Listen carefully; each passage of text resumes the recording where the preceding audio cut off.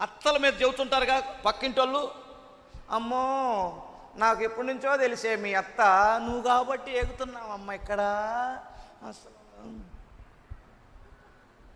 ఆ మాట కమ్మగా,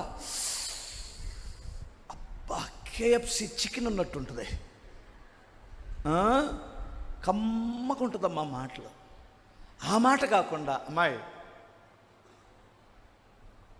మీ అమ్మ చెప్పలేదమ్మాయి, మీ అమ్మ నిన్ను తిట్టదా, మీ అమ్మ నిన్ను తిట్టదా, మీ అమ్మ నిన్ను ఎప్పుడు గద్దించలేదా, మీ అమ్మ ఇంకా చేయి చేసుకుంటుంది, మీ అత్త మాటే కదా చెప్తుంది, అత్త మాటకు లోబడాలమ్మాయి అని చెప్పింది అనుకో, కొరికార పచ్చల్లాగా ఉంటుంది ఆ మాట. మంట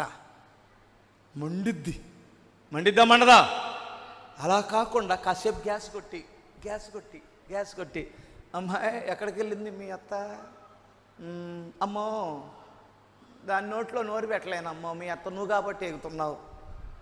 ఏం లేదు మీ అత్త లేదని వచ్చానులే, ఏమనుకో మాకే, ఒక 500 డబ్బులు ఇస్తే తర్వాత నేను ఇస్తానమ్మాయి, 2 రోజులు సదురుతానే అంటే, ఆగంటీ మొన్న మా అమ్మ వాళ్ళు ఇస్తే బట్టల కింద పెట్టుకున్నాను, తీసుకొచ్చి ఇస్తాను, దాచిపెట్టుకొని కూడా వచ్చేసింది.